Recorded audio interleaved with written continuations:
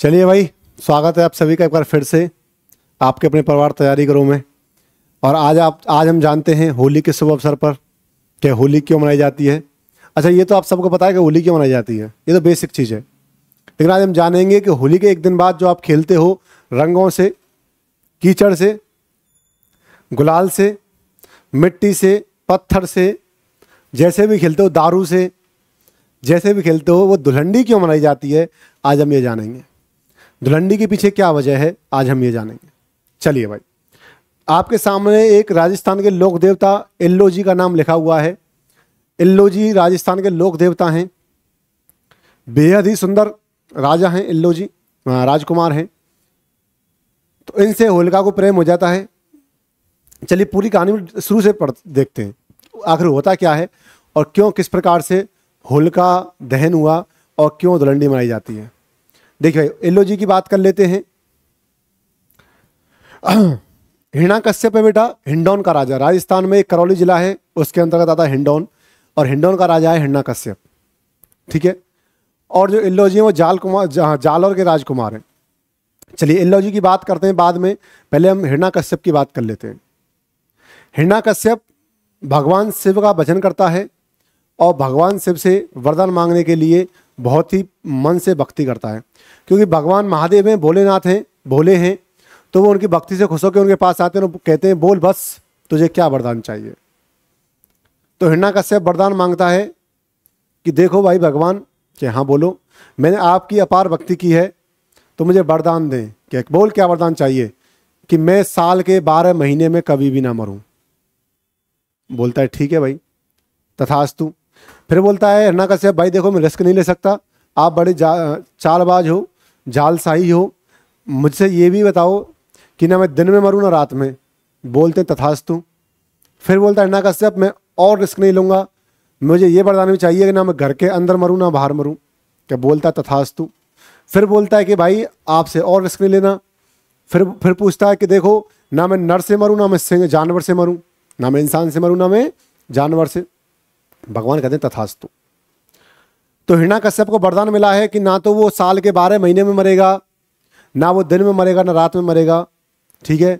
ना वो सुबह ना शाम, ना सुबह ना रात को मरेगा, ना घर के अंदर ना घर के बाहर, ना जानवर से ना इंसान से। हिरण्यकश्यप को क्या मिला है, वरदान मिल गया है। हिरण्यकश्यप एक राक्षस है, राक्षस प्रवृत्ति का आदमी है। हिरण्यकश्यप की एक बहन है बेटा जिसका नाम है होलिका। क्या नाम है, होलिका। तो इल्लो जी जालौर से कभी हिंडौन घूमने आते हैं तो होलिका उन्हें दिखती है, होलिका को वो दिखते हैं।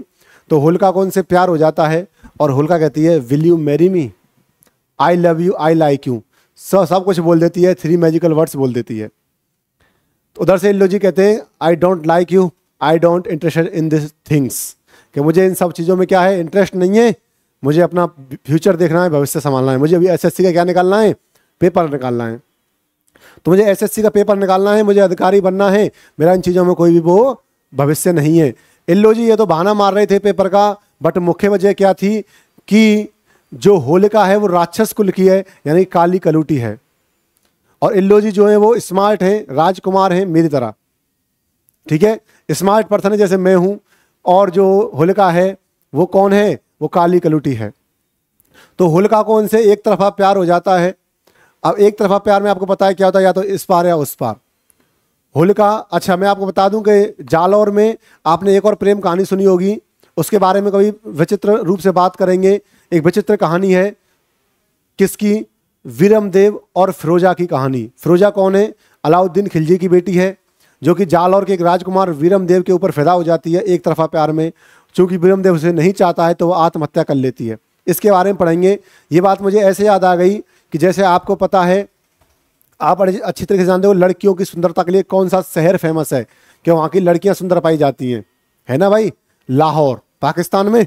आपने गाना सुना, लग दी लाहौर दिया जिस हिसाब ने चल दिया, कुड़ी दा पता करो किन पिंड दिया किन शहर दिया। तो लाहौर की लड़कियाँ सुंदरता के लिए क्या होती हैं, लाहौर फेमस है लड़कियों की सुंदरता के लिए। इसी प्रकार पूरे विश्व में लड़कों की सुंदरता के लिए राजस्थान का जालौर शहर प्रसिद्ध है। जालौर शहर के लड़के अत्यंत सुंदर, अत्यंत आकर्षक होते हैं। उनमें से एक है इल्लो जी, उनमें से एक थे वीरमदेव। तो इल्लो जी बचपन से ही बड़े सुंदर राजकुमार थे। तो होलिका को उनसे प्यार होता है और कहती है विल यू मैरी मी, तो इल्लो जी मना कर देते हैं।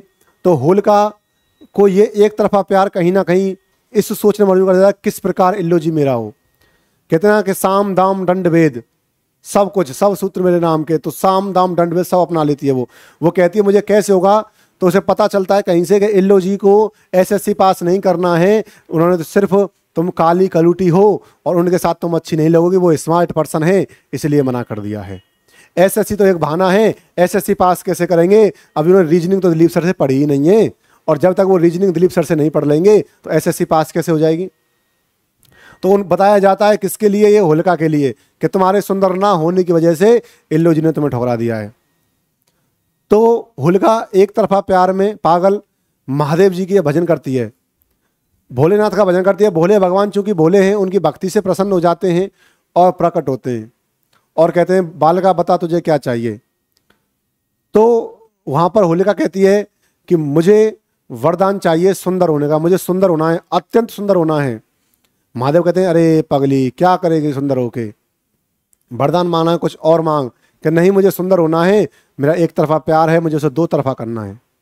कि किससे हो गया है, कि इल्लो जी से हो गया है। इल्लो जी का नाम क्या है, बचपन का छोटू राम नाम है। क्या नाम है, छोटू राम नाम है। चलिए भाई, तो महादेव कहते हैं ठीक है ऐसा करना, जा करके तू अग्नि में बैठ जाना और जितना तू अग्नि में जलेगी उतना स्मार्ट हो जाएगी। तो होलिका कहती है अरे महादेव जी क्या कह रहे हो आप, मैं यदि अग्नि में बैठूंगी तो जहां से मैं काली नहीं हूं वो अंग भी जलकर काला हो जाएगा। समझ रहे हो मेरी बात को। बोलते बेटा मैं समझ रहा हूं तेरी बात को, बट तुझे वरदान है कि जब तक तू गोरी नहीं हो जाएगी, जब तक तू ब्यूटीफुल नहीं हो जाएगी, तब तक अग्नि में तू जलेगी नहीं। तो वो कहती है ठीक है महादेव जी। तो होलिका जा करके अग्नि में बैठती है और जब तक गोरी नहीं हो जाती तब तक नहीं निकलती है, और वहां से एक ब्यूटीफुल लड़की निकलती है होलिका। अब होलिका फिर जाती है इल्लो जी के पास और फिर उनको प्रपोज करती है will you marry me, I love you, I like you. तो इल्लो जी अब भूल जाते हैं कौन सा एसएससी का पेपर, कौन सी रीजनिंग, कौन सा मैथ, कौन सी जीएस। अब वो कहते हैं मुझे अपना भविष्य नहीं दिख रहा, मेरा भविष्य तुम्हारे साथ है और मैं तुम्हारे साथ प्रेम के बंधन में बंधना चाहता हूँ और मैं तुमसे शादी करना चाहता हूँ। तो होलिका और इल्लो जी को आपस में प्यार हो जाता है और कहते हैं कि यदि मर्द के पास पैसा हो, वो लड़की के पास खूबसूरती हो, तो प्यार बहुत जल्दी हो जाता है। ठीक है, लड़कियों की प्यार में खूबसूरती देखी जाती है और लड़कों के पास पैसा देखा जाता है। तो वही बात है, तो दोनों को प्यार हो जाता है, चूंकि वो एक जालौर का राजकुमार है इल्लो जी और वो एक खूबसूरत लड़की है। अब वहां पर तय होता है कि फाल्गुन मास की पूर्णिमा को हम बारात लेकर आएंगे। जालौर वाले क्या कहते हैं कि भाई फाल्गुन मास की पूर्णिमा को हम हिंडौन में क्या लेके आएंगे, बारात लेकर आएंगे। उधर हिरण्याकश्यप को वरदान मिल चुका है कि ना वो भगवान इंसान से मरेगा, ना जानवर से, ना घर के बाहर, ना अंदर, और ना सुबह ना शाम को, ना साल के 12 महीने में। तो जब जब राक्षसों के पास शक्तियां आई हैं तब उन्होंने क्या किया, उसका दुरुपयोग किया है। क्या किया है, दुरुपयोग किया है। तो राक्षसों ने शक्ति का दुरुपयोग करना स्टार्ट किया और उसने कहा कि अहम ब्रह्मास्मि, कि मैं ही भगवान हूं, मैं ही ब्रह्मा हूं। क्या कहा उसने, कि मैं ही ब्रह्मा हूं और मेरा भजन करो, जो मेरा भजन नहीं करेगा उसे हिंडौन नगरी में रहने नहीं दिया जाएगा। जो भजन करते हैं भगवान उन्हें पीटा जाता है, प्रताड़ना दी जाती है, उन्हें मार दिया जाता है, हिंडौन से बाहर निकाल दिया जाता है। हिंडौन राजस्थान के करौली में एक कस्बा टाइप है फिलहाल, और जालौर भी राजस्थान में ही है। अब होता क्या है कि हिरण्याकश्यप का बेटा है प्रहलाद, वो भगवान विष्णु का परम भक्त है। तो चूंकि वो पूरे शहर को बंद करवा रहा है, पूरे राज्य में, कि भाई कोई भजन नहीं करेगा, और घर में नाक के नीचे ही कोई भजन कर रहा है, तो हिरण्याकश्यप उसे कैसे देख पाए। तो हिरण्याकश्यप अपने सैनिकों से कहता है इसे ले जाओ नहर में फेंक दो, इसे पहाड़ से फेंक दो, नहर में बहा दो, लेकिन ये दोबारा इस राज्य में नहीं दिखना चाहिए। उसको मारने के कई प्रयास किए जाते हैं, लेकिन भगवान विष्णु की असीम अनुकंपा से हर बार बच जाता है। वो समुद्र से बच के आता है, नहर से बच के आता है, वो पहाड़ों से बच जाता है। तो एक दिन होता क्या है कि होलिका जो होती है, हिरण्याकश्यप बड़े उसमें है कि भाई कैसे प्रकार मैं प्रहलाद को मारूं। तो होलिका आती है, होलिका कहती है भैया क्या हो गया, क्यों समस्या में हो, क्या चक्कर है, क्या आप मेरी प्रेम विवाह से खुश नहीं हो, क्या मैं लव मैरिज कर रही हूँ इससे आप खुश नहीं हो। बोलता है बहना मैं तो खुश हूँ कि राक्षस प्रवृत्ति मानव प्रवृत्ति में मिलने जा रही है, बट मेरा बेटा है वो ना तो मर रहा है और ना भगवान का भजन छोड़ रहा है, जबकि उससे कह चुका हूँ मैं ही ब्रह्मा हूँ, मुझे कौन मारेगा। तो वो कहता है इतनी सी बात के लिए तुमने खुद कष्ट क्यों किया, मुझसे ही कह देते। अब होलिका को ये तो पता है कि वो आग में नहीं जलेगी, उसे वरदान मिला है, बट वो ये भूल गई कि भोलेनाथ ने वो वरदान तब तक दिया था जब तक कि वो गोरी या स्मार्ट नहीं हो जाती, वो ब्यूटीफुल नहीं हो जाती, तब तक के लिए वो वरदान है। लेकिन आप देखते हो बेटा, वो वरदान तब तक के लिए है जब तक वो ब्यूटीफुल नहीं हो जाती। लेकिन आप देखते हो एक चीज कि वो ये चीज भूल जाती है और प्रहलाद को लेकर के कहाँ बैठ जाती है? अग्नि में बैठ जाती है। ठीक है, प्रहलाद को लेकर अग्नि में बैठ जाती है। चूंकि वरदान खत्म हो चुका था तो होलिका जल जाती है और भगवान विष्णु की कृपा से प्रहलाद बच जाते हैं। इन सब के बीच प्रहलाद नीचे रो रहा है, करा रहा है। तो लक्ष्मी जी और विष्णु जी एक दिन बैकुंठ धाम में बैठे हैं और विष्णु जी के पास उसे कराने की आवाज़ पहुंचती है। तो विष्णु जी कहते हैं कि ये कौन है जिसको इतने कष्ट से करा रहा है? तो लक्ष्मी जी कहती हैं आप ही का भक्त है। तो विष्णु जी कहते हैं मेरा भक्त और दुखों में? ऐसा कैसे हो गया? क्या आप ही देख लो, आप ही का भक्त है और दुखों में है और आप कुछ कर भी नहीं पा रहे। ऐसा क्या हो सकता है, मैं नहीं कर सकता? लक्ष्मी जी फिर उसका उनका ईगो हर्ट करती है विष्णु जी का, कहती हैं कि तुमसे ना हो पाएगा क्योंकि भगवान विष्णु का वरदान प्राप्त है, भगवान महादेव का वरदान प्राप्त है। विष्णु कहते हैं कि देखो लक्ष्मी जी, अपना ईगो हो रहा है हर्ट। अब ईगो हर्ट हो रहा है तो उसको तो हम मारेंगे। कि कैसे मारोगे? कि क्यों? क्योंकि इसे वरदान है कि ना तो ये साल के 12 महीने में मरेगा, बस 12 महीने का वरदान है। ठीक है, 13वां महीना निकालेंगे तो एक अधिक मास निकालते हैं। और आप देखते हो कि हिंदू नववर्ष में साल में 13 महीने आते हैं, जिसको अधिक मास कहते हैं या मल का महीना कहते हैं। वो अधिक मास हिरण्याकश्यप को मारने के लिए ही भगवान विष्णु ने बनाया था। आप जैसे पढ़े लिखे लोग मानते हैं कि हिंदू नववर्ष में 344 डेज होते हैं और इंग्लिश नववर्ष में 365 डेज होते हैं। तो कहीं ना कहीं 11 दिन का अंतर 3 साल में 33 दिन का हो जाता है, तो मिलकर के 1 महीना बनता है। लेकिन मेरे जैसे कम पढ़े लिखे लोग ये मानते हैं कि भाई भगवान विष्णु ने हिरण्याकश्यप के वध करने के लिए 13वां महीना की उत्पत्ति हुई थी, 13वां महीना बनाया था। फिर कहता है फिर भी नहीं मरेगा। क्यों नहीं मरेगा? कि उसे वरदान है कि ना घर के बाहर मरेगा ना घर के अंदर। कि कोई बात नहीं, 20 दहलीज पे मारेंगे, ना घर के बाहर ना घर के अंदर, बिल्कुल 20 दहलीज गोली मारेंगे उसको। ठीक है, अब कहता है कि फिर भी नहीं मरेगा। क्यों नहीं मरेगा? उसे वरदान है ना दिन में मरे ना रात में। ठीक है, हम मारेंगे उसको जब दोनों वक्त मिलेंगे तब। मतलब कब? कि जब सूरज छिपेगा तब और रात्रि आएगी तब, उन दोनों से बीच में। सूरज छिपने के बाद और रात्रि बेला आने से पहले। फिर भी नहीं मरेगा। कि क्यों? उसे वरदान है ना तो मानव से मरे ना जानवर से मरे। तो ठीक है, हम नरसिंह अवतार लेंगे, आधा नर और आधा सिंह। तो भगवान कौन सा अवतार लेते हैं? नरसिंह अवतार लेते हैं और नरसिंह अवतार लेकर के उसे मारते हैं हिरण्याकश्यप को। ये तो हिरण्याकश्यप मारने कहानी। अब जो हमारी कहानी चल रही है इल्लो जी की और होलिका की प्रेम कहानी। तो होलिका की प्रेम कहानी सफल हो चुकी है, दोनों में प्यार हो चुका है। लेकिन बारात आनी है फाल्गुन की पूर्णिमा को, जिस दिन होली होती है उस दिन, और उसी दिन शाम को होलिका जल जाती है। अब हिंडौन में ये मातम परस जाता है कि किस प्रकार हम लड़कों की बारात तक ये संदेश पहुंचाएं कि यहाँ पर होलिका मर चुकी है। तो चूंकि पहले ऐसा तो नहीं था कि बस कर ली और बस में बारात आ गई। आप देखो राजस्थान में जालौर पड़ जाता है पश्चिम में, और आपका जो हिंडौन और करौली पड़ता है वो पड़ता है पूरब में। पूरा राजस्थान है बीच में। तो यदि वहां से बारात को आना है तो कम से कम 15 दिन पहले निकलना होगा। तो बारात निकल चुकी है, और जब बारात निकल चुकी है तो बारात तो आएगी। तो 10-15 बूढ़े बड़े कहते हैं कि भाई बारात को आने दो, उन्हें नाश्ता पानी कराएंगे और नाश्ता पानी कराने के बाद उन्हें बता देंगे भाई देखो ऐसा ऐसा हुआ है और शादी तो नहीं हो पाएगी। क्योंकि रूप के मोहित होकर के इल्लो जी होलिका पर फिदा हो चुके हैं पूरे। बारात आती है, बारात को बिठाया जाता है, बारात को खाना खिलाया जाता है, और बारात को खाना खिलाया जाता है। बारात अब क्या होता है कि बारात रात में ठहरती है।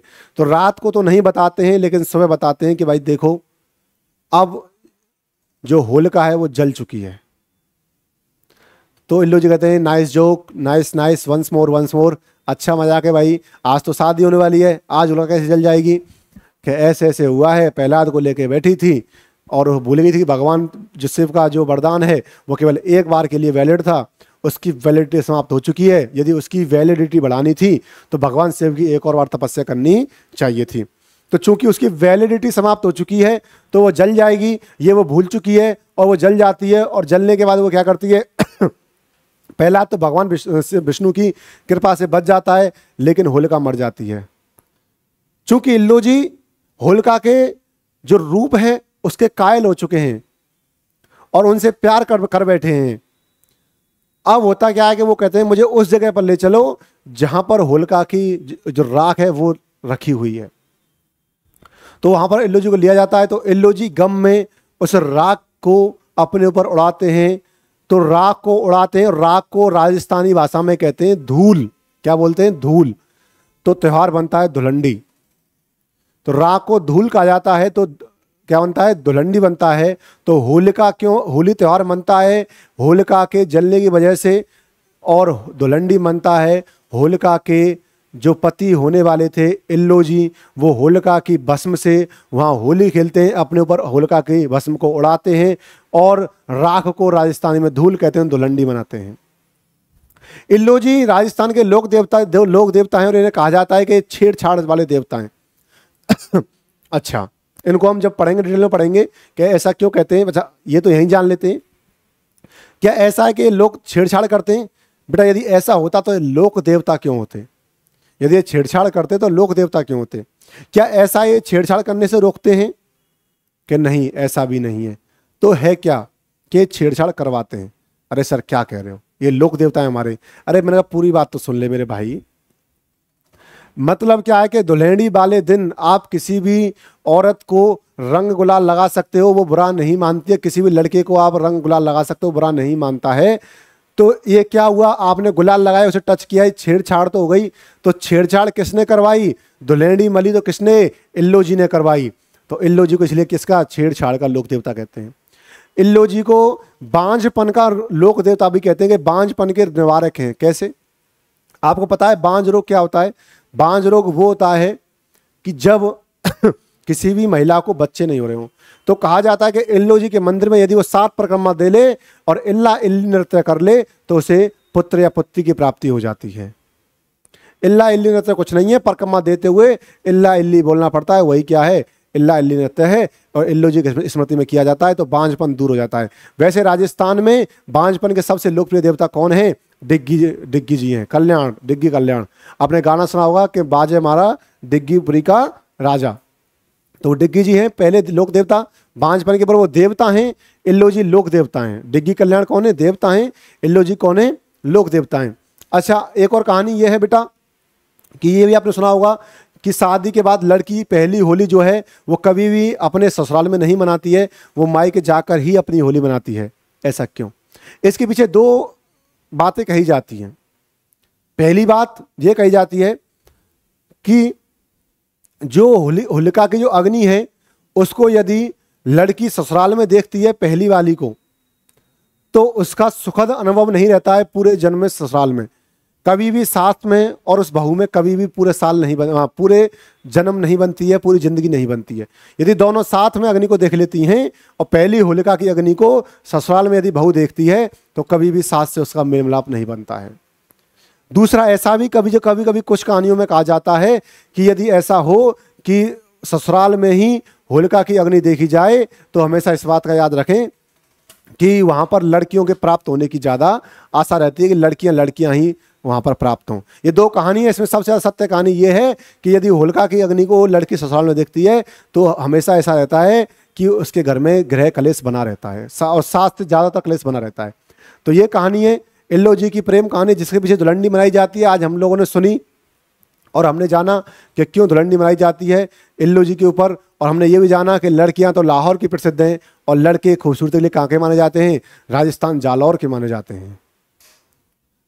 ठीक है, हमने ये जाना हिरण्यकश्यप का वध कैसे हुआ, 1 साल में 13 महीने हिंदू नव वर्ष में कैसे होते हैं, हमने ये सब जाना। और हमने आज होलिका की प्रेम कहानी जानी है।